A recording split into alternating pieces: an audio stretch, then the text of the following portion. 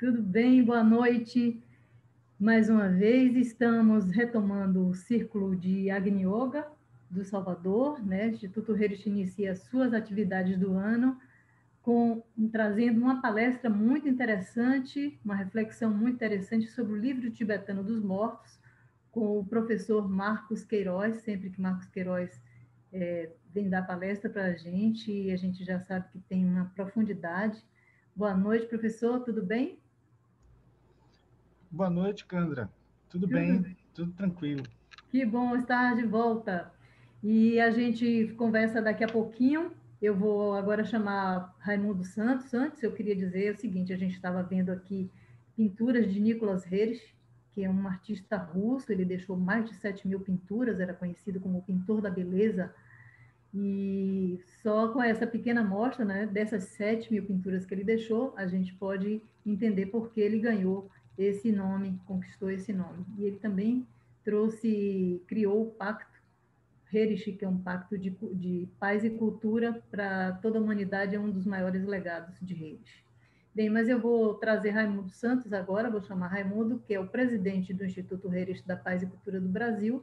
Ele vai falar um pouco sobre o Instituto, principalmente para quem está chegando aqui hoje, e daqui a pouco a gente conversa com o professor Marcos Queiroz sobre esse tema tão importante para a gente discutir. Na verdade, está todo mundo querendo saber, falar um pouco, refletir um pouco sobre escuta, sobre libertação, sobre vida e morte, né? E esse trabalho que ele traz hoje para a gente aqui traz tudo isso. Boa noite, Raimundo Santos. Prazer Boa te ver noite, de novo. Cássia. Namastê a todos, sejam bem-vindos à nossa casa digital, né? Hoje nós estamos retornando às nossas atividades públicas, o Instituto Herish, que é parceira da Unicósmica também, que divide aqui o mesmo espaço às terças-feiras. Então, hoje, eu quero agradecer a Marcos Queiroz, ao professor amigo nosso, que está conosco hoje, aceitou o convite de estar conosco, como Cássia falou, trazendo esse assunto tão importante para nós. Rapidamente eu vou dizer o que é o Instituto, para quem é novo aqui nesse espaço. O Instituto Herish da Paz e Cultura do Brasil nasceu fundamentado no legado cultural de Herish, né? Da família Herish. Esse legado cultural nos fez pensar em fundar um instituto aqui no Brasil, justamente para preservar essa memória, né? Essa memória cultural, todo esse acervo que ele deixou, mais de 7.000 pinturas, várias obras, vários livros. Ele foi arqueólogo, pintor, filósofo, educador, poeta, cientista, arqueólogo, cenógrafo. Então, ele foi uma vastidão de coisas. Viajou por várias partes do mundo, tratando sobre essa questão da paz, da cultura, da beleza, e sempre inspirando as pessoas essa transformação interna, espiritual, e sempre focando a sua atenção no coração, que é que a Agni Yoga sempre traz para a gente, esse contato mais profundo com o nosso coração, para que a gente possa se manter em contato com esse lado mais divino que nós temos dentro de cada um de nós, né? É representado pelo amor, pela beleza e pela alegria e pelo trabalho. Então, o Instituto ele tem como objetivo principal, né, a missão institucional de reduzir a violência através de programas de educação para a paz, arte, cultura e Agni Yoga, e implementar ações de preservação e proteção do patrimônio cultural e natural, fundamentado também nesse legado que Cássia acabou de falar para vocês, que é o Pacto Internacional Herish da Paz e Cultura, que conseguiu reunir 21 governantes dos países das Américas em 15 de abril de 1935 para assinar esse tratado de união cultural visando proteger toda a memória cultural, todo o patrimônio cultural da humanidade da guerra e de qualquer ato de violência. Então, para nós, é muito importante estarmos aqui. Já temos 20 anos de fundação oficial do Instituto. Esse ano a gente completa, em 9 de outubro, 21 anos, dedicado a realizar seminários, projetos sociais, educativos e culturais nos bairros de Salvador, com problemas de violência. Já trabalhamos em várias áreas da região metropolitana também. e atuamos com seminários, com encontros com artistas, com música, arte, beleza, e assim nós vamos levando essa mensagem que Nicolas deixou, né? Para que a gente possa se inspirar na beleza, no amor, na alegria e na paz, para que a gente possa transformar nossas vidas. Então, eu quero agradecer a presença de todos vocês aqui nessa terça-feira à noite e que vocês abram bem os ouvidos, vamos dizer assim, também escutem com o coração tudo que Marcos Queiroz vai trazer para nós sobre o livro tibetano dos mortos, essa escuta importante para que a gente possa entender essa filosofia tibetana e trazendo agora para os momentos atuais nossos. Cada vez mais a gente está trabalhando para esse futuro, né? E que esse futuro nosso seja de construtor da paz e fortalecimento da beleza. Então, obrigado, Marcos, por estar aqui conosco de novo, abrindo o nosso trabalho desse ano, e que todos estejam felizes em estar aqui conosco. Muita paz para todos. Namastê. Namastê, Raimundo. Obrigada. Até daqui a pouco, viu, Rai? Depois da palestra do professor Marcos, a gente conversa um pouquinho, tá? Então, vamos agora ouvir o professor Marcos Queiroz. Ele é professor da Faculdade de Arquitetura e Urbanismo da UFBA. Ele é doutorado em Inteligência Arquitetônica e é membro da Sociedade Teosófica na Bahia. Ele também é pesquisador da ciência das formas, das cores e da criatividade nas artes. Professor também e na arquitetura, nas artes, na arquitetura e design. Ele também é consultor de radiestesia e Feng Shui. Olha, outro dia a gente ouviu aqui uma palestra dele sobre tarô e foi um negócio fenomenal. Então, tudo que tiver aqui que a gente for apresentando o professor Marcos é muito mais ainda. Vamos então ouvir. Professor Marcos, boa noite, viu, mais uma vez. É um prazer recebê-lo aqui e a gente mal espera para ouvir aí a sua palestra sobre o livro tibetano dos mortos. Boa noite, Candra. Boa noite, Raimundo. Boa noite, pessoal. Boa noite, amigo. Estamos aqui também nessa expectativa porque é um tema muito importante, é um tema que eu venho estudando recentemente, né? Por conta de experiências que eu tive há pouco tempo, né? De falecimento, né? De minha mãe, de meu pai. Então, eu comecei a estudar bastante sobre esse livro sagrado, né? Para entender um pouco, né, o que pode ser feito, né, por nós aqui encarnados ainda, por pessoas que nos deixaram, né, mas que no fundo a gente vai ver que estão voltando para uma realidade mais profunda, mais verdadeira, né? Então, eu quero começar partilhando aqui de uma apresentação.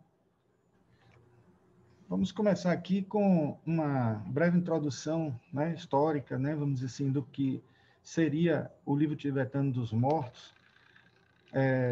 Eu começo dizendo a vocês que é um livro dos mais antigos das escrituras budistas, tanto que ele é, na verdade, considerado pré-budista, porque ele começou a ser... o conteúdo dele já existia antes mesmo do budismo chegar ao Tibete. Então, antes do budismo, no Tibete existia uma religião chamada religião Bon, né? Que é uma religião que ela resistiu muito à chegada do budismo, e quando o budismo chegou, na verdade, assim como o budismo chegou em vários lugares, trazendo um pouquinho da cultura do local, né? Dando um pouquinho de tempero ao budismo, né? Trazendo algumas novidades para o budismo, o mesmo aconteceu no Tibete, e isso aconteceu com essa religião, a religião Bon. E na religião Bon existiam já muitos praticantes que faziam exatamente este ritual de leitura, né, de algumas importantes recomendações para os mortos.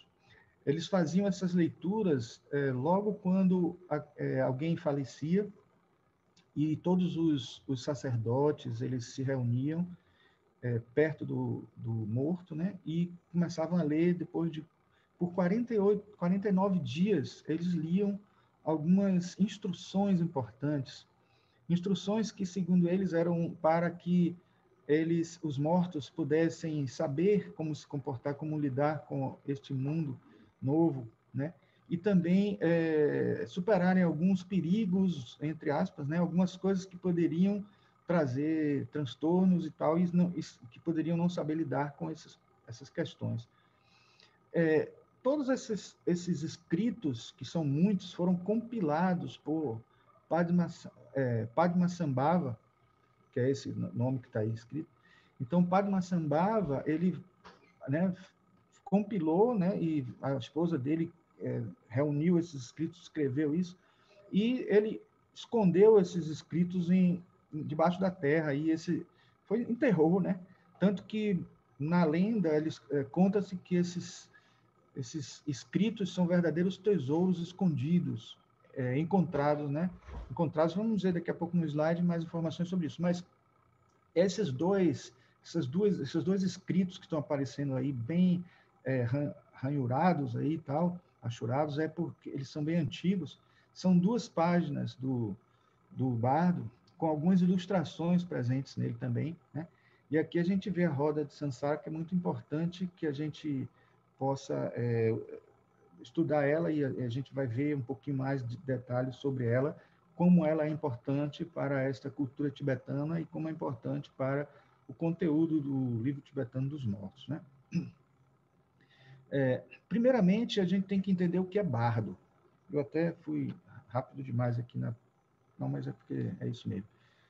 Eu não deixei a transição. Era para primeiro ser a seta verde, depois a vermelha, mas vamos logo ao que interessa. Temos aqui o nascimento de um lado, a morte do outro, e já temos uma coisa que se chamaria bardo no próprio processo da vida, o crescimento, vida e morte. Nascimento, crescimento e morte. É um tipo de bardo já, porque bardo nada mais é do que intervalo, né? Período de alguma coisa, né? Entre algo e outro algo. Então, a própria vida encarnada, né? É o Hagbzin bardo, é um bardo, né? Mas o bardo que fala o livro tibetano dos mortos, ou bardo Todol, é o bardo que ocorre exatamente no oposto, entre a morte e o nascimento. Essa outra linha aí vermelha. Então, o nome bardo é justamente intervalo, né? E Todol é libertação. Então, o bardo Todol é um livro que busca, traz informações úteis para este período do bardo, este bardo específico, né?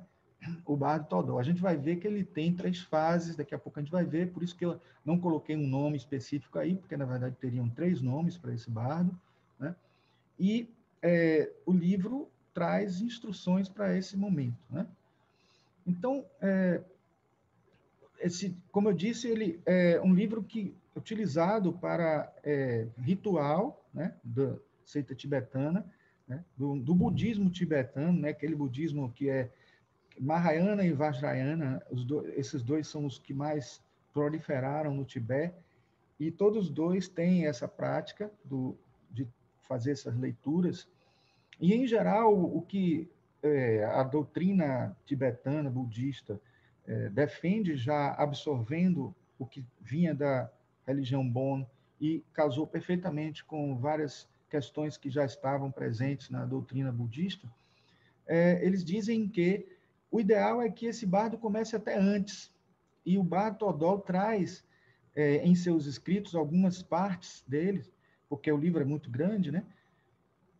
Informações, sinais do que seria uma pessoa que está prestes a desencarnar, né? Prestes a morrer, e ele já, existindo esses sinais, já deveria se começar essas leituras e instruções. Claro que melhor ainda seria que os iniciados, né, eles já começassem a ler o bardo muito antes. E muitos jovens já começam a ler, né, esses bardos para poder esse livro, para que possam entender todo o processo e fiquem mais familiarizado com tudo isso, né? E entendam, é como se fosse assim uma preparação para a morte, entendendo que a morte real, digamos assim, é mais perto da realidade do que esta existência que nós estamos aqui encarnados, né? Então, mas como não acontece isso sempre, né, de conseguir já antever a morte, começar a leitura, diga-se passagem, isso é algo que acontece também num dos sacramentos da Igreja Católica, né, que é a própria chamada antigamente por extrema-unção, e hoje os católicos já estão preferindo chamar de unção dos enfermos, para que não esteja já antecipando a morte das pessoas. Então, nesta unção dos enfermos acontece algo muito parecido com isso que nós estamos falando, que é já uma... Na verdade, a unção dos enfermos é praticamente uma cura dentro do cristianismo, né? Que quando ela não acontece, ela de certa forma está sendo útil para criar um clima, uma energia muito melhor no momento da transição, da morte da pessoa. A gente sabe que os espiritualistas deveriam ter uma visão da morte muito diferente. A gente sabe que isso não acontece. Os orientais mais do que nós. Tanto que os orientais, quando chegam aqui no Ocidente, eles não compreendem muito os nossos rituais da morte e tal, e não entendem muito o nosso comportamento com a morte, considerando ela algo tão, digamos assim, tão difícil e tão complicado, né? Tão motivos de medo, porque eles trabalham muito essa questão. Claro que quando eu falo de orientais, eu estou generalizando demais, né? Mas assim, aqueles que têm uma vida monástica e uma visão como essa, né? Como esses budistas tibetanos, etc. Então, prosseguindo aqui, eu trouxe algumas citações, algumas falas de alguns livros, desse livro em especial, dizendo o seguinte, que o Bardo Todó é um conjunto de instruções sobre os 6 tipos de libertação. Libertação através da escuta, liberação através do vestir, liberação através do ver, liberação através do lembrar, liberação através do saborear e liberação através do tocar. Elas foram compostas por Padmasambhava e escritas por sua esposa, Yeshi Tsogyal, né? Junto com Sadhana, junto com a sadhana das 2 mandalas, das 42 deidades pacíficas e as 58 deidades iradas. O que sadhana? Sadhana são práticas espirituais budistas, né? Então, essas são 2 práticas que estão presentes aí, né? A meditação, né?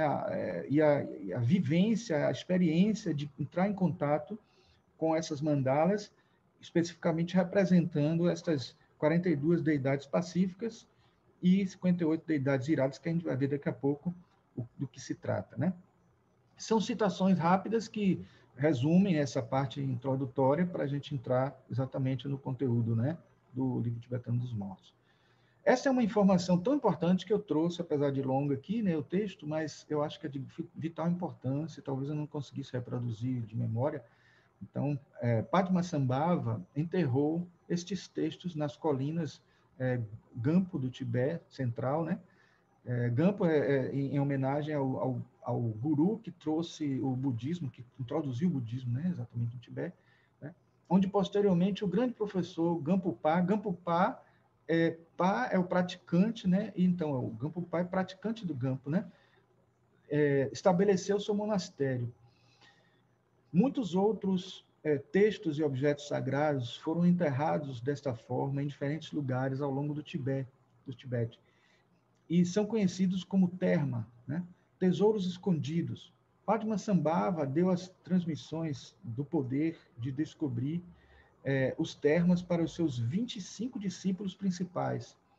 Os textos do bardo foram descobertos posteriormente por Karma Lingpa, que era uma encarnação de um desses discípulos. Veja que coisa muito interessante, porque uma reencarnação futura desses discípulos, que foram os que tiveram a incumbência, né, de desenvolver, de difundir, etc., eles retomaram na encarnação seguinte, e isso ajudou a que pudesse haver uma melhor proliferação e uma melhor apreensão futura dessas informações, né? Um dos livros que mais falam, dentro de uma abordagem mais ocidental sobre a vida após a morte, que é esse livro Vida Depois da Vida, o Dr. Raymond Moody Jr. faz referências ao livro tibetano dos mortos e diz o seguinte: ainda que o livro tibetano dos mortos inclua muitos estágios posteriores da morte, que nenhum dos meus pacientes foi tão longe para experimentar, é mesmo óbvio que há uma similaridade extraordinária entre o relato deste velho manuscrito e os eventos que me foram narrados por americanos do século XX. Então, na verdade, se existe uma experimentação hoje científica que possa ser feita, que nos daria luz, ou que nos dá luz, sobre só tem um erro aqui que não é Shogyan Trungpa que falou isso, né? Faltou eu corrigir o Raymond Moody Jr. Então, assim, se existe uma experiência hoje científica que possa confirmar mais de perto o que acontece na vida após a morte, essa experiência de quase morte, que foi muito estudada por Raymond Moody Jr. Esse é um dos seus livros. Depois ele escreveu vários outros, com muitas experiências, muitos experimentos que mostram várias pessoas vivenciando um túnel escuro onde tem uma luz no fim do túnel, recapitulação da vida toda logo depois que morre, né? E vários momentos, vários estágios que o Raymond Moody Jr. disse que está muita coisa similar com o que está descrito no livro tibetano dos mortos. Então, a gente teve, por um lado, a experiência de quase morte, por outro, também experiências psicodélicas, pessoas que usaram drogas, mesmo que não recomendável, claro, porque a gente sabe os efeitos que as drogas trazem, mas eles deram os depoimentos e a gente ficou sabendo, né, dessas experiências de pessoas que usaram, né, de drogas fortes, né, e que trouxeram estados alterados de consciência e que muito similares aos que são descritos no livro tibetano dos mortos. Além do livro tibetano dos mortos, nós temos o livro egípcio dos mortos. Este é um livro muito agradável de ler, esse que está aí na capa. Foi lançado no ano passado. Ele tem muitas ilustrações e eu recomendo para vocês, porque ele é um livro também que mostra a versão do Egito, né? Muita gente até se engana, eu aprendi nas leituras sobre o livro tibetano, o livro egípcio dos mortos, que a ideia de que a múmia era constituída para que o corpo ficasse preservado e o espírito pudesse voltar e utilizar aquele corpo, mas a gente está equivocado pensando isso, porque, na verdade, os egípcios, o que eles queriam era cultuar o corpo, e esse corpo ali, mantendo-se mais, digamos assim, estável, ele também manteria, de alguma forma, por mais tempo, o corpo sutil, K, que eles consideravam, né, o corpo sutil, mais tempo nessa vida, e podendo também ter experiências e tal. Então, ele conta, né, os livros tibetanos mortos são vários papiros e vários textos de várias pirâmides, porque a gente só fala muito das pirâmides de Gizé, Kelps, Khafre e Miquerinos, mas existiam muitas pirâmides, e todas elas com textos preparando o morto ou trazendo instruções, né? E também leituras que poderiam ser feitas durante o tempo que estaria o corpo, o cadáver ali sendo preparado como mumificado. Temos aí deuses como Anubis, representando até aqui na carta de tarô da morte, né, a número 13, né, ele presente aqui, né, e a deusa Maat, que eu já comentei na palestra sobre o tarô, né, que ela é a deusa da justiça, que ela pesa o coração da pessoa para ver quanto de karma ela tem ali e tal, para poder ver se a pena que ela tem, então a pena de um lado e o coração do outro, lembra que eu falei, né? Na verdade, ela tem uma pena na cabeça, e simbolizando essa questão da pena. E a palavra pena vem daí, né? Que a gente até falou no... Bom, isso aqui são 4 exemplares de textos desse mesmo autor, né? Walter Ealing Evans Wentz. Esse autor é um estudioso da filosofia tibetana, do yoga tibetano, e ele escreveu esses 4 livros que formam, né, o conjunto de textos tibetanos de Oxford. Ele é da Universidade de Oxford e estudou a fundo, né? Vale ressaltar que este livro tibetano dos mortos, da Pensamento, que é o mais popular, ele inclusive vem com introdução de Carl Gustav Jung, também vem com texto de Lama Govinda e também de John Woodgrove, que é aquele Woodgrove. Ele é o autor daquele livro Serpente, O Poder da Serpente, The Serpent Power, é John Woodgrove, né, na verdade. Ele, nesse outro livro, Yoga Tibetana e as Doutrinas Secretas, ele vai mais a fundo na yoga, que começa a ser falado aqui no livro Tibetano dos Mortos, e a gente vai falar mais adiante, que é a grande recomendação para as pessoas que querem ter um bardo mais tranquilo, né? O processo da meditação tibetana e tal, e a yoga em si, né? Então, este livro já vai mais a fundo nas recomendações, porque já traz mais textos, né? São 7 livros aqui em um só, e ele aprofunda. O detalhe que eu tenho a dizer é que neste livro Tibetano dos Mortos não tem o texto integral. Ele pegou partes mais importantes, e principalmente aquelas que se referem ao bardo post-mortem, né? E também, mas não tem tudo, né? Depois eu vou mostrar a vocês que recentemente foi publicado no Brasil um livro com o texto integral, né? Aqui, falando de um yogi tibetano, de uma escola diferente, né, mas que também utiliza não é o Tibete, a escola que eu esqueci agora, do Dalai Lama, né? O Milarepa é de outra escola, mas que ele se tornou um dos mais famosos por ter conseguido alcançar níveis altíssimos de libertação, né? E já muitos poderes ele alcançou aqui, né, em vida, e este livro ele relata a história, né, desse yogi, né? E por último, o livro tibetano da Grande Libertação, tendo outros textos que tratam dessa questão da libertação, né, além do livro tibetano dos mortos, né? Eu trouxe aqui uma primeira, talvez assim, um primeiro assim, informação, talvez, né, um primeiro exemplo de como seria, como é que é a linguagem que está no livro dos mortos em si, porque tem muito texto antes, muito texto depois, e o livro dos mortos em si vem escrito nesse tipo de linguagem, né? Ó nobre filho, é chegado o momento daquilo que denominam morte. Não te apegues mais a esta vida por fraqueza ou covardia. Não sejas fraco. Não te apegues. Lembra-te que a preciosa verdade agora a ti se revelará. É mais ou menos nesse nível que a gente encontra para cada dia após a morte, né? Textos diferentes retratando o estágio que estará vivendo morto naquele dia. E, evidentemente, que um tempo de 49 dias é um tempo simbólico, que seriam 7 semanas, então é a coisa bem septenária mesmo, dentro da filosofia indiana e budista, né? O 7 tem uma grande importância, e aí é evidente que ali está resumindo todo um procedimento que é muito mais amplo, muito mais...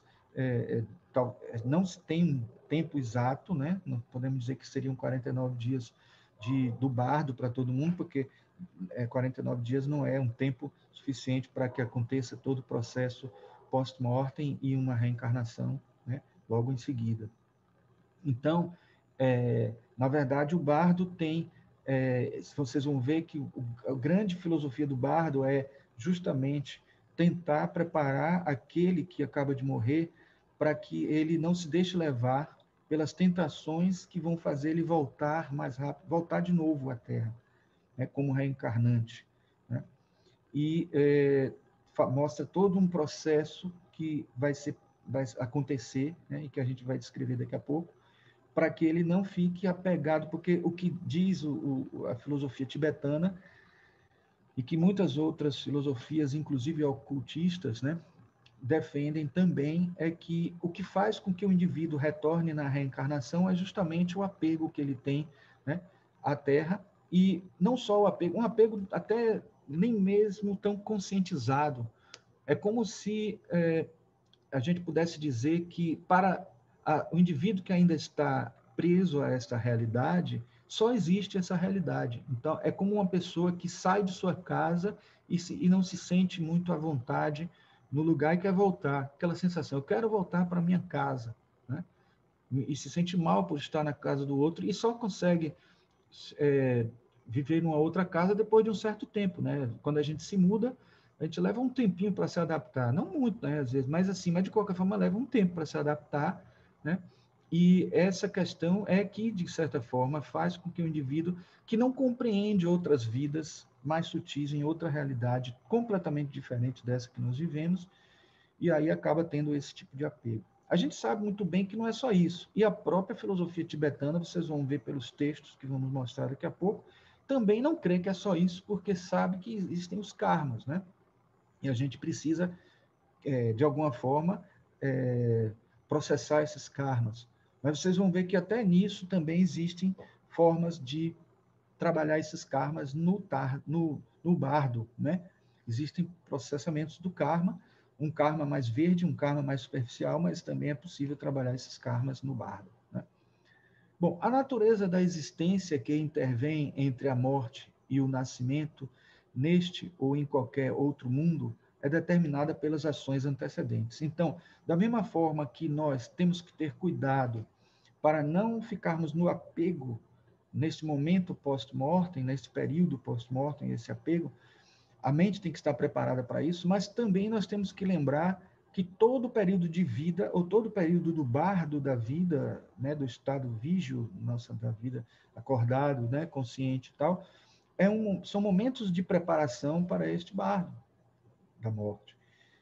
Então, todas essas antecedentes, e digo mais, o momento final, porque a gente pode passar a vida inteira, vamos dizer assim, com pensamentos, né, desregrados, etc, etc, mas no momento mais próximo da morte, e especialmente no momento da morte, ter uma outra visão de mundo e ter um despertar muito grande ali.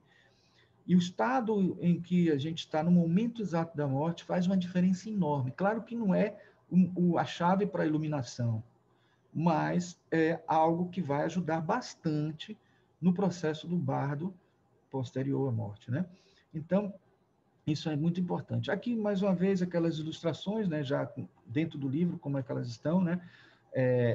Eu vou falar delas daqui a pouco, mas assim, isso aqui é muito importante também, essa ilustração, porque vocês sabem que eu disse agora que o livro Tibetano dos Mortos é um livro de leituras feitas durante 49 dias, num ritual em que a pessoa vai onde o morto está.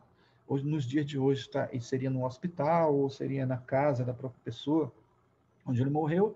Naquele tempo em que se faziam os rituais, né, nos tempos mais antigos, eles faziam dentro de templos, etc., e ficavam por 3 dias ainda o corpo ali. E depois ele era enterrado. Mas depois que o corpo era enterrado, continuava, porque se são 49 dias, e ao continuar, era necessário ter uma efígie do morto. O que é uma efígie do morto? A efígie do morto seria uma representação do morto. Qualquer vestimenta ou pertence, ou alguma coisa que lembre o morto, mas nos tempos mais antigos, eles chegavam a fazer ilustrações que representavam o morto. Veja que a palavra efígie tem uma origem comum da palavra esfinge, né?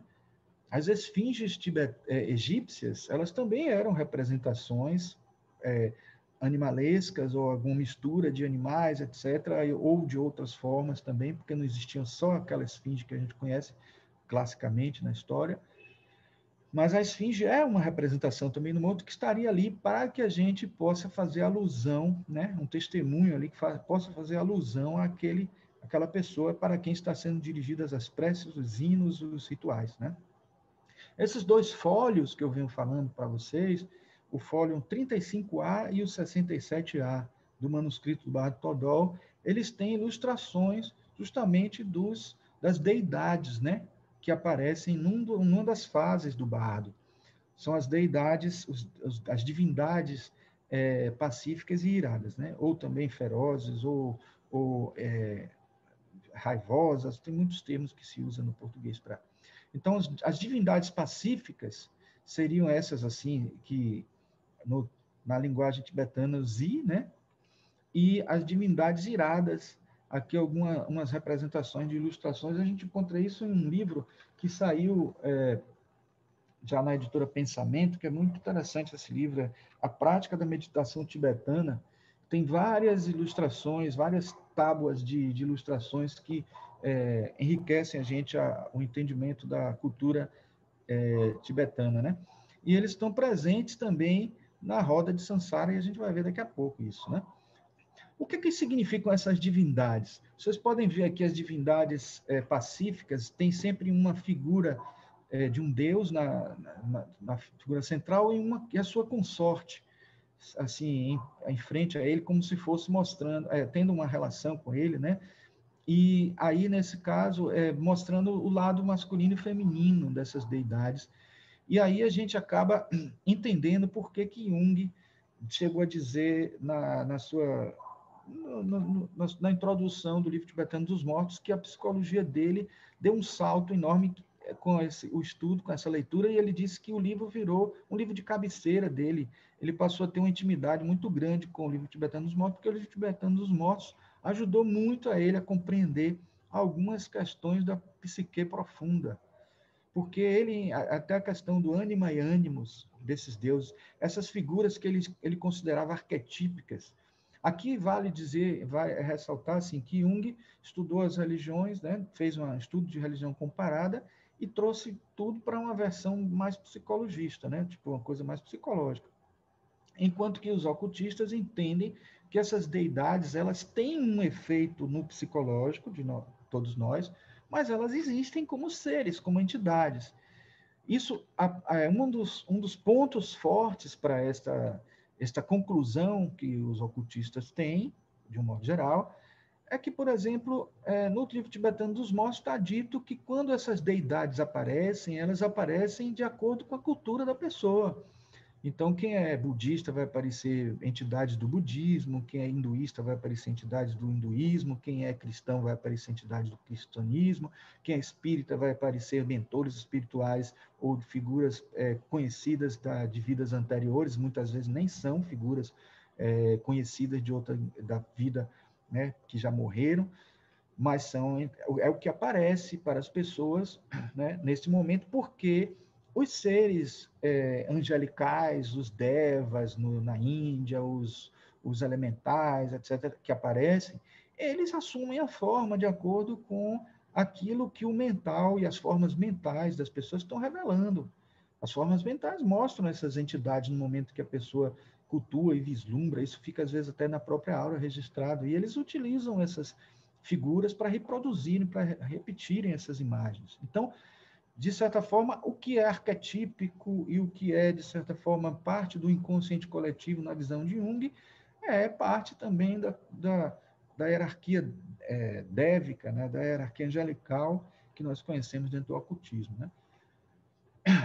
Bom, Timothy Leary, que vocês já devem ter ouvido falar, o chamado pai do LSD, né?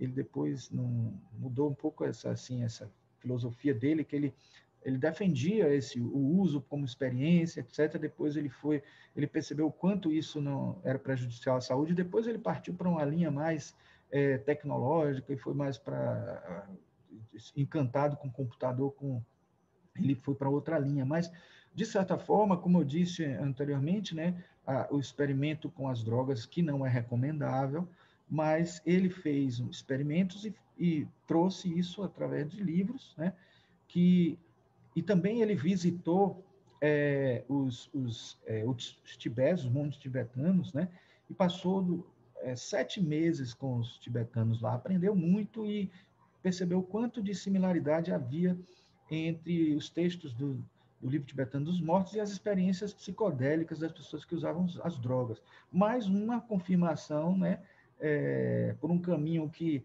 evidentemente não é o ideal, porque as pessoas com os estados de êxtase meditativos, com experiências de jejuns e outras experiências de yoga, conseguem também ter esses estados sem precisar prejudicar o organismo, né? Então, temos aqui justamente, né, essa frase que ele fala, né? Não apenas as iradas, mas também as deidades pacíficas são concebidas como projeções da psique humana uma ideia que parece demasiado óbvia ao esclarecido europeu, né? Se referindo a Jung, né? Porque faz com que se lembre de suas próprias simplificações banais. Mas, embora o europeu possa facilmente explicar essas divindades como sendo projeções, ele seria absolutamente incapaz de defini-las como reais ao mesmo tempo. O Bardo Todol consegue fazer isso. Então, eu trouxe essa fala dele porque justamente ele diz isso, traduz isso que eu acabei de falar, né? E ele também aqui fica sutil a fala dele de que não apenas as iradas, porque muita gente pensa que as experiências psicodélicas vão fazer as pessoas só perceberem figuras más, ou aquela chamada bad trip, né, das pessoas que usam as drogas e que ficam num estado primeiro de êxtase e tal, e depois de depressão e tal. Então, muitos acham que só as deidades iradas apareceriam, mas também as pacíficas, porque essas deidades, elas são figuras da nossa própria consciência aflorando, manifestando, né, situações que estão presentes em todo ser humano, na psique, né, nos corpos sutis, né, nos elementais, os elementares que são veiculam na nossa aura, na nossa psique, estão ali presentes, e isso eclode mais fortemente quando a pessoa faz uso dessas drogas, porque ela sai da consciência vigil e passa a ter mais consciência dessas realidades etéricas, astrais e mentais, né? Bom, o Timothy Leary também fala o seguinte: Jung revela o conceito central do livro tibetano. Este não é, como Lama Govinda lembra, um livro dos mortos. É um livro do morrer. O que quer dizer que é um livro dos vivos. É um livro sobre a vida e sobre como viver. E em algum momento, até mais adiante no livro, ele também fala que o livro dos mortos é mais um livro dos mortais do que dos mortos, mostrando as experiências em diferentes estágios desse indivíduo mortal, que tem várias mortes, né, e vários bardos, e várias mortes, tanto em encarnações diferentes, como dentro de uma mesma morte nós temos várias mortes, como a gente vai ver daqui a pouco também. Então, ele foi um estudioso que aprofundou muito, nos trouxe muitas informações sobre essa questão, né, e sobre como nós podemos entender este livro dos mortos dentro de uma perspectiva ocidental, né? Eu trouxe aqui também uma letra de uma música dos Beatles. John Lennon era amigo próximo, muito próximo de Timothy Leary, e Come Together, a música Come Together foi inspirada em textos de Timothy Leary, mas eu quero chamar a atenção particularmente a esta música, né, Tomorrow Never Knows, Amanhã Nunca Se Sabe, que é baseado no livro Experiências Psicodélicas, que é, por sua vez, uma versão de Timothy Leary do livro Tibetano dos Mortos. Ou seja, o próprio John Lennon leu também o livro Tibetano dos Mortos e faz alusão não só ao livro, né, ao Bardo Todol, mas também a estes textos. No disco Revolver, que é a última faixa e, na verdade, foi o que primeiro foi gravado, né? Nesta música,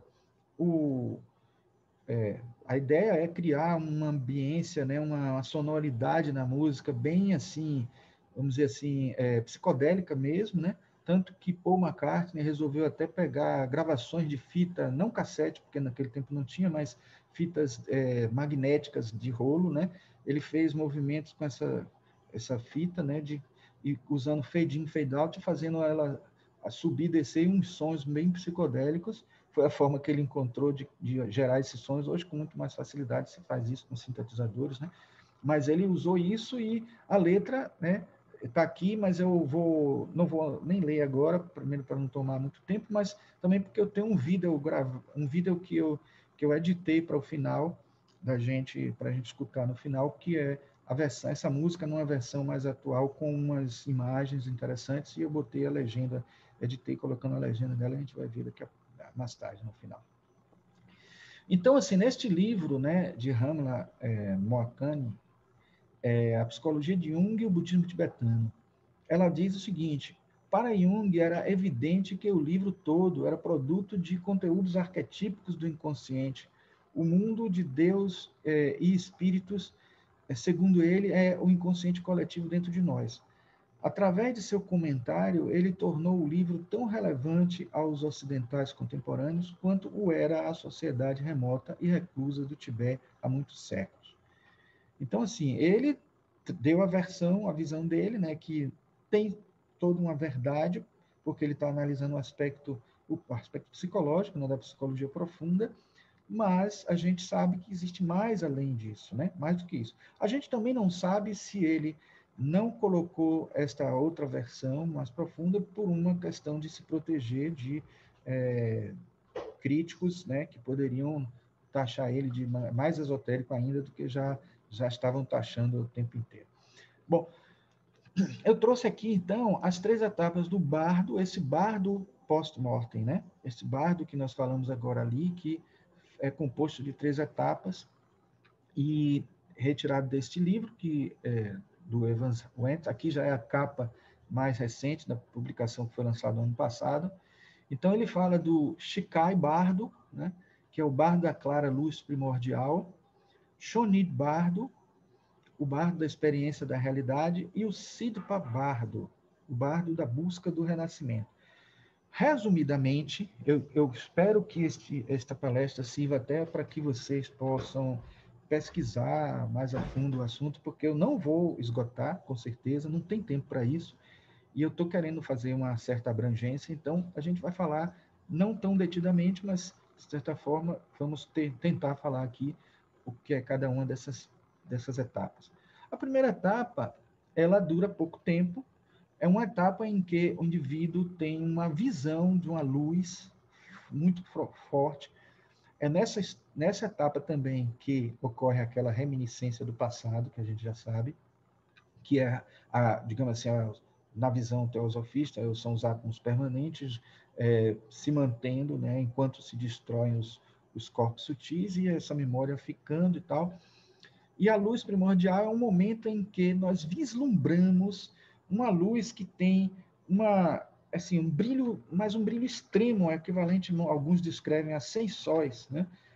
E que essa luz é a meta que nós temos a atingir, que aparece como algo logo depois que nós desencarnamos, e meta essa que poderemos alcançar até naquela mesma existência, que seria passarmos pelo bardo e imediatamente alcançarmos o Budi, né? Desfazendo os outros corpos, né? Se nós não tivéssemos o apego. Então, é praticamente impossível isso, porque teríamos que ser alguém totalmente desprendido de alguém que não ficasse achando que essa é a nossa vida verdadeira, né? E essa clara luz primordial, nós não vivenciamos ela, nós vislumbramos ela. Então, esse Shikai Bardo, ele não é o bardo da luz primordial, é o bardo desse vislumbre da luz primordial, que nos atrai de alguma forma, mas, ao mesmo tempo, outras coisas nos atraem aqui, que provocam certos desejos e tal e tal.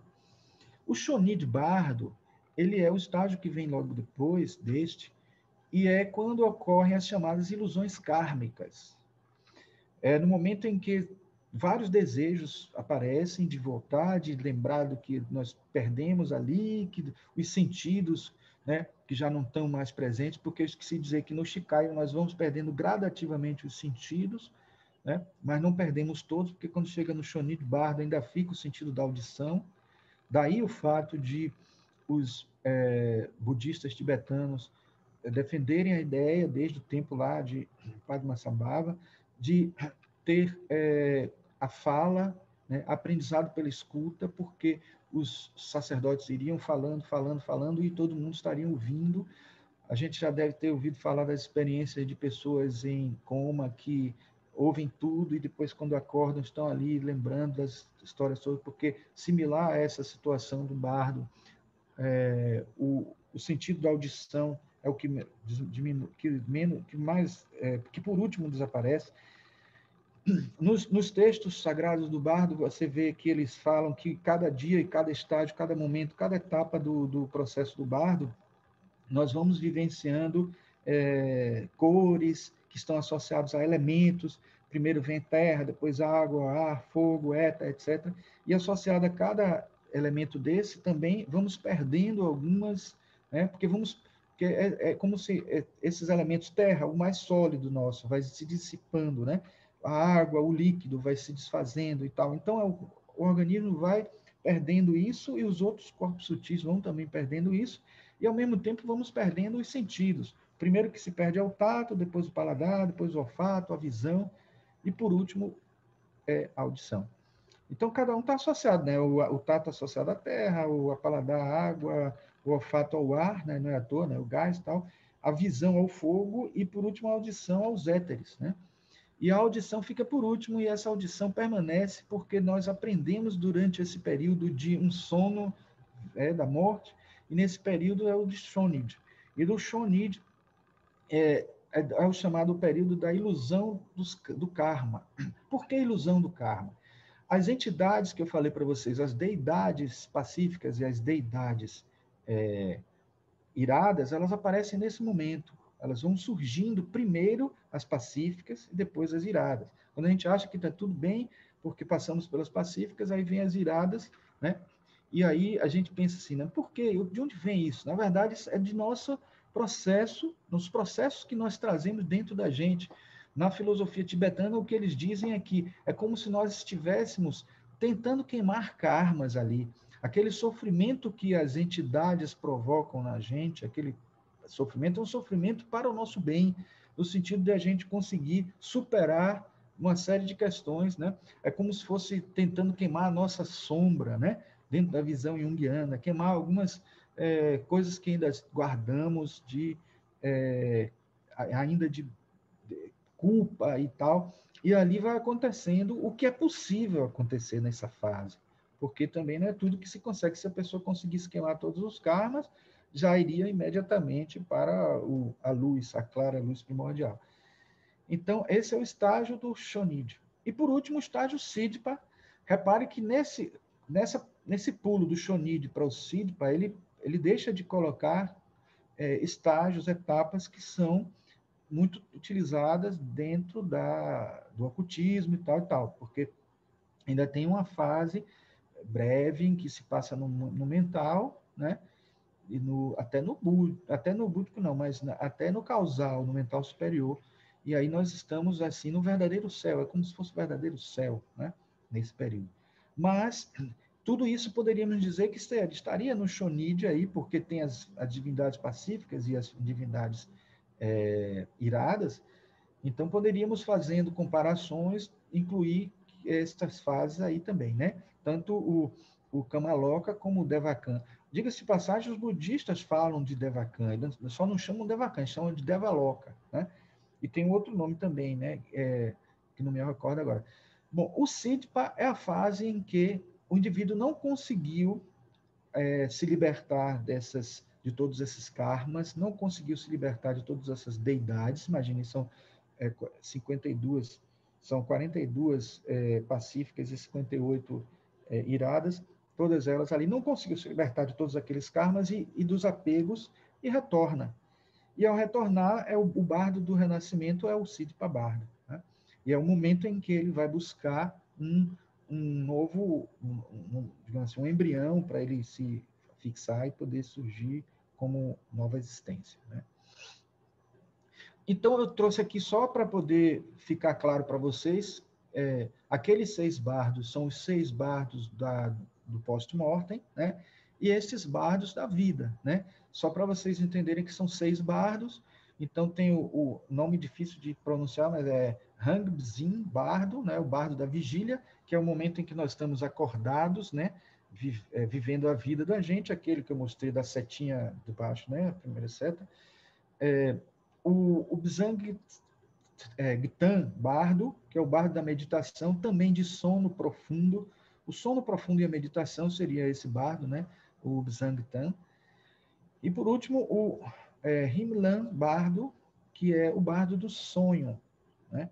Já é assim, num estágio em que a pessoa vivencia, né, os sonhos, as realidades, e ali aprende. Então, é importante que no livro tibetano dos mortos, está dito que essas entidades pacíficas e iradas, elas não aparecem só no bardo do post-mortem, elas aparecem nesses bardos também, no bardo do sonho, muitos sonhos aparecem, então veja que prato cheio aí para Jung, né? Então é bem compreensível porque que Jung considerou o livro de cabeceira dele e transformador e muito útil para aprofundar a psicologia dele. Então, a própria meditação também tem essas entidades, né?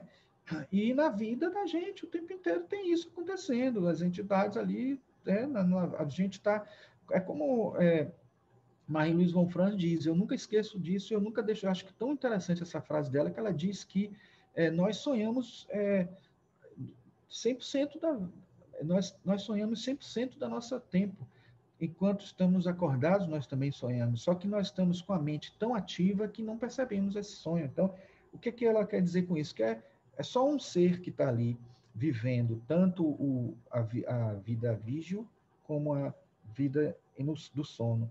Então, aquelas experiências, como a vida meditativa também, que a gente pode dizer que seria um terceiro, né? São esses três bases de quem está vivo, né?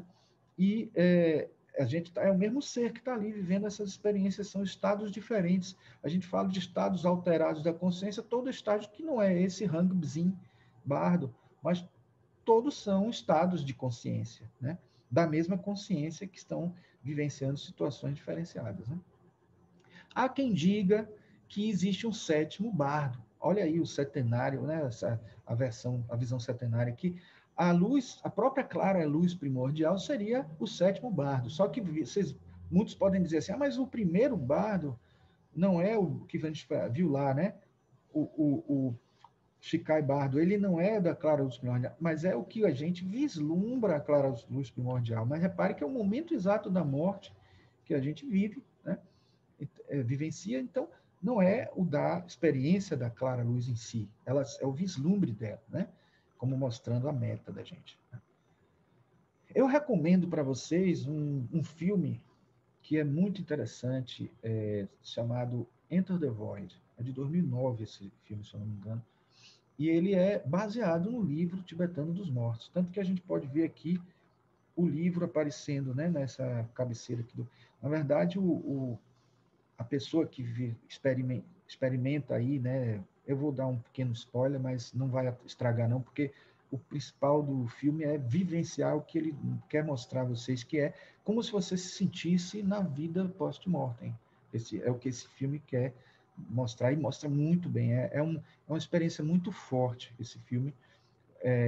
Então, assim, ele recebe esse livro de presente de um amigo, não lê todo, e aí é a oportunidade, né, de, na hora que esse amigo encontra, pergunta se ele leu o livro, ele não leu, ele aí diz, resuma aí para mim, porque eu não entendi muito bem. Aí ele resume e conta mais ou menos essas coisas que eu estou dizendo para vocês, e falando principalmente dos estágios, né, do bardo, e depois, logo em seguida, ele vivencia, ele é usuário de droga e tal, e em algum momento ele morre, né, numa situação dessa, e aí mostra todo o processo do bardo Todol ali, inclusive o de voltar ao corpo. Então é muito bem feito, usando efeitos especiais. Aqui é justamente ele indo a uns motéis aqui, vendo, ele vai entrando e vai vendo os casais lá e tal, e esperando um momento para que esteja, para ele poder retornar a reencarnar. Então esse filme chama Viagens Alucinantes, Viagem Alucinante, né, em português.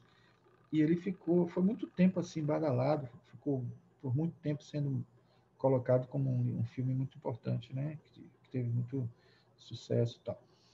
Então, eu sugiro vocês assistirem. Este é o livro que eu falei nesse estante, que vem numa caixinha aqui, né? Que eu mostrei nesse estante. E ele tem as ilustrações como essa, que é exatamente a Roda do Sansara, né? E algumas mandalas, no caso, de meditação, utilizados para meditação profunda. E aí eu trouxe essa fala, né, do autor do livro, né, que diz o seguinte: o espírito é o grande artista, ele pinta a verdade relativa com um pincel da ideia original. Então veja que realmente como interessante isso é, porque mostrando existe um algo que transcende a isso, né?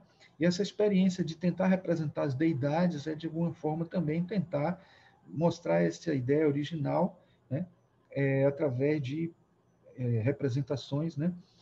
E eu quero chamar a atenção para vocês que a experiência da mandala, ela é muito forte nesta ideia do Bardo Todol, e a gente vai ver daqui a pouco por quê. Eu trouxe aqui o círculo da Sansara aí destrinchado. Esse círculo aqui do meio, vocês estão vendo? Em vermelho, ele representa os 3 venenos espirituais. O porco tem um animal, né? São três animais que aparecem aqui, né? Um porco, o galo e a cobra. E eles representam o desconhecimento, o avidya, né? O galo, né? Os desejos, o kama, e a cobra, a raiva. Então, seria como se fosse o físico, associado até ao chakra básico, kundalini, etc. Os desejos associados ao corpo astral, né? Corpo físico, corpo astral. E aqui já desconhecimento, corpo mental. Então, são os 3 corpos mais densos que podem nos arrastar de volta, né? Aquela história do arrastar, do apego, do aprisionamento. Está bem no centro aqui, né? Se a gente não entendia, talvez, esse ciclo, deve entender agora. Claro que eu vou passar muito rapidamente, dá muito pano para manga, se vocês quiserem depois estudar todo o simbolismo mais profundamente, eu recomendo essa leitura aqui desse livro. O círculo em laranja, os lados claros e sombrios, os lados claros e sombrios do bardo. Um lado você vê o escuro e o outro lado claro. Olha aí de novo, sombra e luz, sombra e persona. A gente tem assim, a ideia do anima animus, né? A compensação. Então, a claridade estão associadas às boas ações e a escuridão, a sombra, às más ações. Então, está aí presente nesse ciclo, né? Nesse circuito. No circuito seguinte, temos os 6 âmbitos da existência ou reinos. O reino do inferno, o reino dos espíritos famintos, dos animais, dos humanos, dos semideuses e dos deuses. Um processo de crescimento aí, né, de evolução, né, já pensando na questão do crescimento hierárquico. Provavelmente teria um 7º aí, né, da visão setenária, mas nós estamos ainda falando de níveis não tão evoluídos, né? Então seriam 6. E os 12 membros da formação dependente, como ele chama, ignorância, formação kármica, consciência, nome e forma, os órgãos dos sentidos, contato, sentimento, desejo, avidez, vir a ser, nascimento, velhice, morte. Isso aí é uma palestra só sobre isso aí, mas eu estou só mostrando, de certa forma, como isso está associado, de alguma maneira, ao Bardo Todol, porque a gente tem aqui elementos que podem estar presentes aí na criação, na associação a essas deidades que nós falamos e nas questões que vão aprisionar a gente.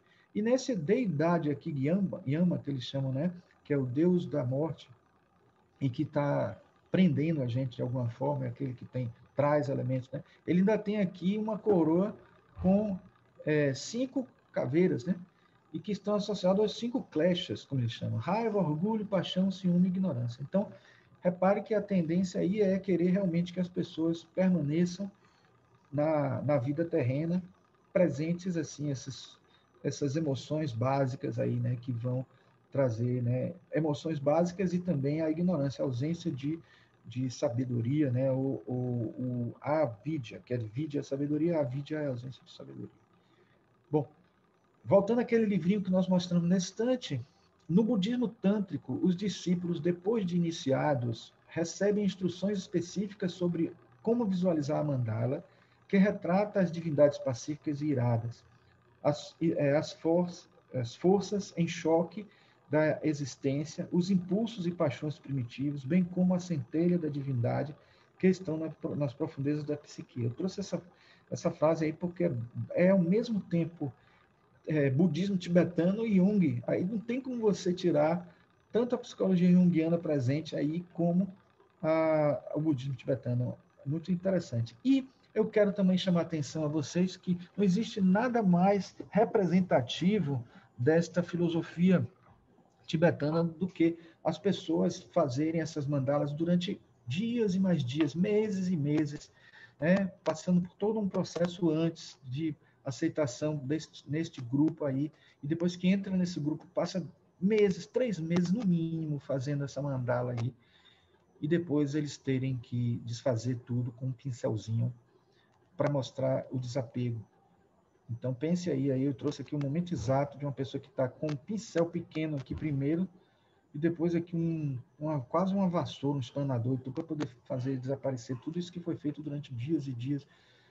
É justamente o exercício desse desapego que precisa ser trabalhado, exercitado na preparação, né, deste momento que vai acontecer mais adiante, que é um desapego que não vai ser importante só para o bardo posterior à morte, não. Um bardo da vigília, um bardo, qualquer bardo, porque todos os bardos têm as mesmas necessidades de transformação, de mudanças, né?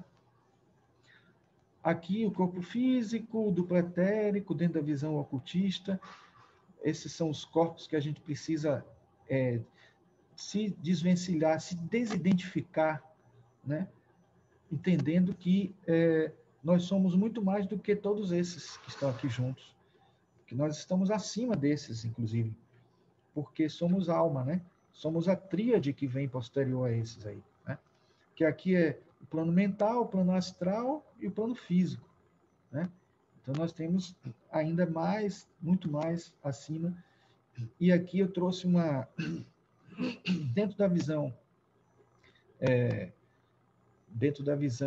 ocultista, a gente poderia dizer que estaria dividido assim, né? Nossa divisão, né? Não vou destrinchar isso aqui não, mas é só para a gente entender o que seria, dentro da perspectiva ocultista, a primeira morte, que seria a morte do plano físico, né? Do corpo físico, depois a morte do corpo astral e, por último, a morte do corpo mental. Então, neste momento que nós trabalhamos todos esses processos que estão acontecendo, né, no bardo, né? E se nós conseguíssemos nos libertar totalmente, isso tudo se dissiparia, né? E nós viveríamos como alma espiritual dentro desse caminho da iluminação, né? Da clara luz, da chamada clara luz, né? Mas, como nós ainda estamos apegados, temos karmas, temos senhores do karma também trazendo para a gente a responsabilidade, algumas deidades dessas aí presentes. Então, nós voltamos, né, e reencarnamos. Então, esse esquema aqui eu vou usar muito em palestras, eu acho que ele ficou bem... Só vou corrigir depois aqui, porque é corpus físico, né, porque tem o etérico e o denso, mas seria mais ou menos isso o que a gente teria como esquema para esclarecer dentro da visão ocultista, né? Aqui mostrando a vida, né? Como seria a vida, o bardo da vida em si, né? Aqui mostrando a primeira morte, que se traduz na visão ocultista o Kamaloka, né? Aqui o duplo etérico se desfazendo e passando a constituir o éter da atmosfera, ele se reunindo para outras coisas e tal, se desfazendo no éter da atmosfera, e a gente continuando no corpo astral, etc., na primeira morte, e vivendo no Kamaloka. Depois o corpo astral se dissipa, a gente vive a segunda morte e vai para o Devakan, né? Então, essa é a segunda morte. E, por último, algo que não acontece sempre, que só quando a pessoa tem bastante merecimento, porque quase sempre depois do Devakan, que alguns que merecem ficam pouco tempo no Devakan e voltam logo para reencarnar, mas o Devakan a gente dura tanto tempo quanto os pensamentos positivos que a gente conseguiu alimentar durante a vida na Terra, e a gente permanece no Kamaloka o tanto quanto a gente alimentou de pensamentos, de emoções positivas aqui na Terra. E aqui seria o tempo que a gente conseguiu desenvolver intuições positivas, intuições num nível bem, né? Aquele mental superior, aquela capacidade de ter de vivências que não são concretas, né? No sentido do místico da palavra concreto e abstrato, né? Então seria um céu verdadeiro, um céu superior que nós viveríamos, né? Mostrando aqui, de certa maneira, que esta é uma versão, digamos, ocultista dessa situação do bardo, né? A prática da yoga, isto é, o controle dos processos do pensamento pela concentração da mente como um esforço para o conhecimento real, é essencial. Eu trouxe isso porque, para mim, isso é o ponto-chave. Se a gente se pergunta assim, então o que é que eu faço para ter um bom bardo? Não só o bardo pós-mortem, qualquer bardo. É a prática do yoga, a prática da meditação, a prática da vivência desses estados, porque quando a gente está num estado mais sutil, chegando bem perto desse Budi, que é do causal, que é um passo para o Budi, a gente está tendo familiaridade com esses estados profundos, sem precisar uso de nenhum outro, nenhum líquido, nenhum psicotrópico, né? Então a gente passa a ter essa vivência, né? Tem que ter cuidado também, porque não é, a prática do yoga não deve ser feita também sem um instrutor, né? Porque o yoga é algo que também pode, né? Algumas práticas não são, podem não ser muito bem feitas e causar danos. E eu trouxe ainda mais essa fala que é: a meta é e só pode ser a emancipação do samsara, ou samsara com M, né, então, que advém do nirvana, né? O nirvana é não samsárico, estando além de todos os paraísos, céus, infernos e mundos. Ele é o fim do sofrimento. Ele é a realidade.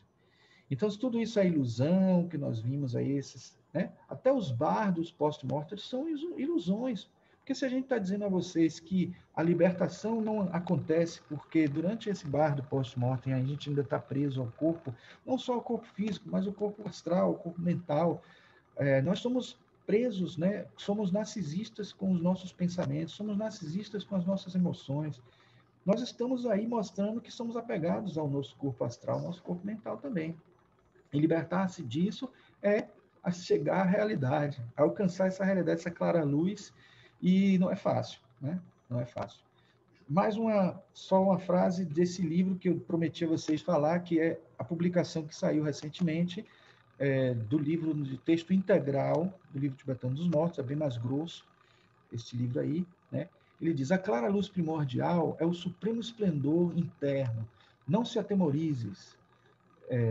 Esse é o raio de luz do Tathagata,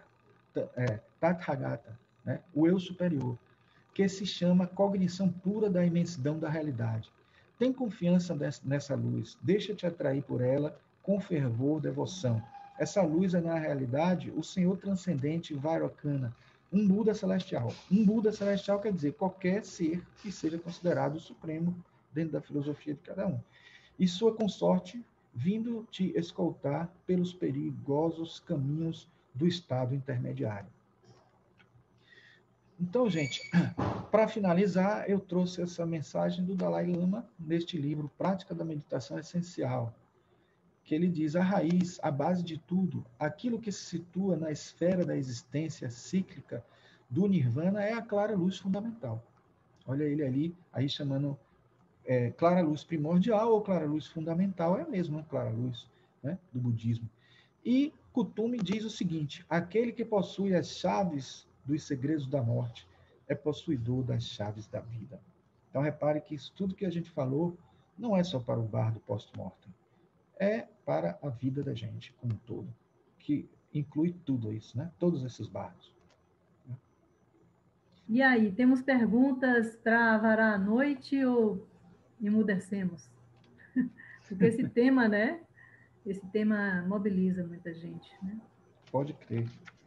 Eu me lembro de uma certa vez, eu trabalhava num jornal e tinha uma coluna que falava sobre esses temas místicos, esotéricos, holísticos, né? E tinha duas pessoas, assim, eu não me lembro o nome delas, mas elas trabalhavam assim, elas davam curso de morte. E eu me lembro que eu fui vetada, não me permitiram publicar nada sobre o assunto. Porque é um tema tabu, né, você falar sobre morte. Sim. Acho que agora não tanto mais. E nesse momento que a gente está perdendo tantas pessoas, Tantas né, pessoas. é interessante falar. Eu vou ver se tem perguntas aqui para você, Marcos, mas enquanto eu procuro aqui, eu queria até fazer um comentário do livro do Raymond Moody Jr., né? Sim. Ele traz uma coisa muito interessante, eu guardei muito isso. Ele diz assim, que aquele túnel né, que todos relatam, a maioria relata na EQM, né, na experiência de quase morte, que é interessante assim, ele coletou experiências de pessoas, relatos, né, testemunhos de pessoas que voltaram, lógico, e ele coletou testemunhos de pessoas que se diziam em paz, aquelas pessoas que tinham amado, que tinham dado muito amor, se sentiam em paz para seguir na luz, vamos dizer assim, né? Ao Sim. passo que outros que não tinham dado, consideravam naquele momento, né, de encontrar com a luz, que não tinham amado o suficiente, e aí não, queriam voltar para, vamos dizer assim, olha, eu quero Completar o é, que não fizeram. refazer isso aí, né? Será que dá para refazer? Então, eu acho bem interessante esse relato dele aí. Deixa eu ver aqui se tem perguntas. A Andrea. Olá, Andrea, tudo bem? Ela deixou uma mensagem aqui para você. Ah, sim. Ela está te perguntando aí se é um estudo bem complexo para quem está iniciando. Olha, na verdade, depende do que a pessoa está iniciando em quê, né? Porque se está iniciando em estudos sobre o outro lado da vida, né? Vamos dizer assim, eu aconselharia estudar outros livros mais focados na questão de vida após a morte, como, por exemplo, tem o livro Morte e Depois, de Annie Besant, né? O que como livros de Lido Bita, que falam depois da morte e tudo, mas e até tem um livro de Alice Bailey, que eu não me lembro agora o título, que fala sobre a morte também, após a morte. Agora, porque assim, o livro tibetano dos mortos é para quem está assim realmente querendo estudar o livro tibetano dos mortos, e aí ele vai ter ali uma riqueza enorme. Assim, eu não falei aqui nem um décimo, um milionésimo do que tem lá. Existem muitos vídeos na internet, tem até um vídeo que eu recomendo que vocês assistam, quem tiver interessado nesse tema, de Lúcia Helena Galvão, que é uma palestrante da Nova Acrópole, que é muito interessante. Muita gente conhece ela e gosta muito das falas dela. Ela tem palestras sobre vários livros, A Voz do Silêncio, sobre Aos Pés do Mestre, Luz no Caminho, sobre o Profeta, e tem uma palestra só sobre o livro tibetano dos mortos. Então, assim, dependendo de que esteja iniciando, né? Se está iniciando em assuntos espiritualistas, etc., eu acho que tem outros livros que vão ajudar a entender melhor o que é, como é a transição e tudo, e é importante que leia até esses livros antes, porque o livro tibetano dos mortos, ele vai exigir que a pessoa depois faça associações com estas outras perspectivas da morte, porque não é fácil. Ali é um livro que, segundo tem sido dito, assim, vários comentários que eu encontrei de vários livros, porque eu saí catando todos os livros que eu tenho que mencionava o livro tibetano dos mortos, e quase todos falam que foi o livro que trouxe uma nova perspectiva de visão sobre essa realidade pós-mortem, porque é muito rico, tem muitas informações sobre isso, e elas acabam encaixando com todas as versões religiosas e científicas. Isso é que é impressionante. Você pode dar porque se um indivíduo diz que na sua religião, muitos que vivenciaram uma experiência de quase morte voltaram e viram Buda, outro diz que viram um orixá, outro diz que viu, né, um anjo e tal, eles estão dentro dessa perspectiva, porque está dito ali que essas entidades que aparecem são moldadas de acordo com a cultura religiosa, com a forma como a pessoa enxerga. Então, assim, para a gente entender bem essa realidade fora após a morte, é importante começar por livros que falem de maneira mais introdutória, mas devagar dá para ler. Esse livro mesmo que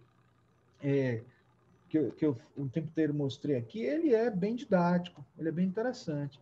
Agora, é aquela coisa, ele vai mostrar ali os vários textos que foram abordados, né, que foram escritos para os mortos, e esse outro que eu falei, ele já vai mais a fundo porque é o livro tibetano dos mortos na íntegra, o texto integral. Repare como ele é muito mais grosso, né?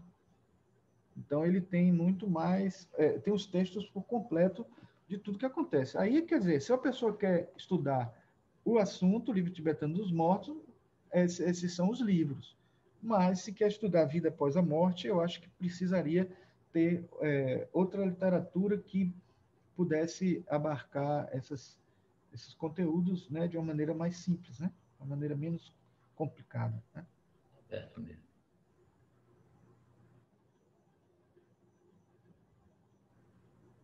Hoje tem até... Deixa eu ver se tem mais perguntas aqui, enquanto vão Tentando achar chegando. outro livro aqui, mas... Fique à vontade, Marcos. Tem até um desenho novo, na verdade, uma animação, né? Dos estúdios Pixar, da Sim, Disney, Soul, né? né? Soul. Soul. Você Sim. viu? Eu vi, muito É, bom, muito bom. é bem bacana a forma de tratar do tema, né? De trazer esse assunto, de você ter a De uma maneira oportunidade leve, né? De uma maneira leve. leve, a forma como trata vamos dizer, quem parte para essa outra dimensão, bem divertida, né? Isso. Não assustadora, vamos dizer assim. E ao mesmo O tempo que eu pode tenho a ser... dizer sobre essa animação, é só o seguinte, curiosamente, me chamou bastante atenção o fato de que eu estava estudando, quando eu via, estava estudando para essa palestra, quando eu vi, né, a animação, e uma coisa me pareceu em algum momento contraditório, mas se a gente entender bem a mensagem da animação, vai ver que não é tão contraditório assim, porque dá a impressão para quem vê a primeira vez que ela está dando a ideia de que nós não precisamos ter uma meta. Ao morrer, nós não precisamos ter uma meta, mas no fundo, assim, é a gente abrir a nossa mente, porque às vezes a gente foca numa meta achando que aquilo é a nossa meta e às vezes não é. Esse é o grande aprisionamento, às vezes, a gente pensar, né? É um pouco aquela coisa, né, da luz, a clara luz, né? Você tem a clara luz ali e acha que é aquela só uma luzinha no fim do túnel para clarear nossos caminhos, mas é muito mais que isso, né? É a meta evolutiva da gente que a gente estranha, porque é muito elevada ainda para a gente, entendeu? E aí aparecem as entidades que vão nos testar, vão nos ajudar a impulsionar por um caminho que às vezes é mais árduo, né? É verdade. Eu não Uhum. sou um profundo conhecedor da filosofia tibetana, talvez eu não tenha como responder isso, principalmente porque o conceito de sincronicidade é um conceito junguiano posterior, Junguiano. e, diga-se de passagem, ele não se inspirou propriamente no No livro Tibete. tibetano dos mortos. Ao estudar sincronicidade, ele se juntou com um físico, né, Wolfgang Pauli, e foi justamente com experimentos de emaranhamento quântico que inspirou ele, né, o fato de certas partículas se interagirem à distância, mesmo sem estarem muito próximas, e isso que foi que inspirou. Mas o que eu posso dizer, assim, a gente tem até entendido mal, eu estou preparando até uma palestra sobre esse assunto, sincronicidade, porque a gente tem Maravilhoso. entendido mal esse tema, porque nada mais é do que uma interação entre a psique e a matéria. Isso é que é o sentido da sincronicidade. Algo que acontece no mundo físico interagindo no mundo psíquico, e aí a gente chama de coincidência, e não é. No fundo, não é coincidência, porque existe uma interação em outros níveis, né? Então, a gente acaba dizendo que tem alguma coisa a ver mesmo, porque se a gente está falando de diversas realidades, mais sutis, menos sutis, aquilo que é real, o que não é, aquilo que é maia e aquilo que é realidade, clara luz, primordial e tudo. Então, a gente está falando, na verdade, desses assuntos que Uhum. integram o físico, a psique, e fazem com que a gente entenda que a psique é mais objetiva do que a gente pensa, não é uma coisa somente que está no cérebro e que está no funcional do cérebro, mas é algo que existe, possui existência em níveis mais sutis, em outras dimensões, etc., mas está acontecendo lá. Então, paralelos, similaridades, coincidências entre aspas, acontecimentos que parecem ser algo programado e que parece que não é programado e é programado, tudo isso é sincronicidade, né? No fundo, no fundo. É um tema fascinante, né? E Ana, adorei a pergunta, viu? Obrigada, professor, pela resposta também. Obrigada também você, Andréa, pela pergunta que você deixou aqui, que eu acho que deve interessar muito as pessoas que estão começando a estudar. Bem, a gente já passou do nosso tempo aqui, tem 10 minutos, mas tem uma pergunta ainda. Vamos, professor Marcos, só essa pergunta aqui, tá certo? A gente já está em 21 horas e 11 minutos. Eu tenho uma pergunta aqui de Daniel Veloso. Olá, Daniel, boa noite para você. Parabéns pela excelente aula. Trabalho no HGE e vejo de perto os emocionantes bardos da vida e da morte. E o toque e as dicas do livro Tibetano dos Mortos trouxe-me mais uma perspectiva sobre os processos de cura e tratamento e os seus reais significados. Grato a todos. Que excelente, Daniel, o seu testemunho aí, esse comentário, né, Marcos? Ele Isso. trabalha no HGE. Então, experimenta muitos casos acontecendo lá, né? Quantos fenômenos que as pessoas que têm mais sensibilidade devem perceber acontecendo lá, né? Situações, né, extremas, né? A gente nesse período agora, então, né, de muitas pessoas, não só de Covid, né, mas de várias situações que às vezes não podem nem ir para uns hospitais porque são específicos de Covid, vão para outros, tudo. Então, a gente está num momento agora em que esses assuntos são importantes da gente estudar e analisar. E muito obrigado pela contribuição que foi dada por Daniel Veloso. Eu descobri que eu estava tentando consertar o meu cabo aqui e esqueci de desligar a câmera de novo, porque o botão automaticamente desligou. Eu podia ter ligado aqui no próprio, acionar aqui embaixo, e era isso que estava. Que bom que você voltou. Pronto. Então é isso, olha, são 21 horas e 12 minutos. Marcos, você quer fazer alguma consideração final? Eu acho que. Eu quero agradecer as pessoas que estão aqui. Eu vi pessoas muito queridas aqui, né? Albério, o Quirino, o Nenga, que estão aqui, pessoas que. Gisele, Parabéns, Denise. Marcos. Grande palestra. Obrigado. Eliane, né? Parabéns, mestre. Oh, Quirino, obrigado. Muito honrado por você estar aqui de novo também. Tânia, que vai ser parceira minha aí numa palestra, né? Que é daqui da casa também e tal. Então, assim, eu quero agradecer vocês, né? E agradecer mesmo, né? De estarem aqui conosco, né? Prestigiando esse trabalho, né? E vamos tentar trabalhar essas questões entronizando, né? Refletindo e trabalhando dentro de nós.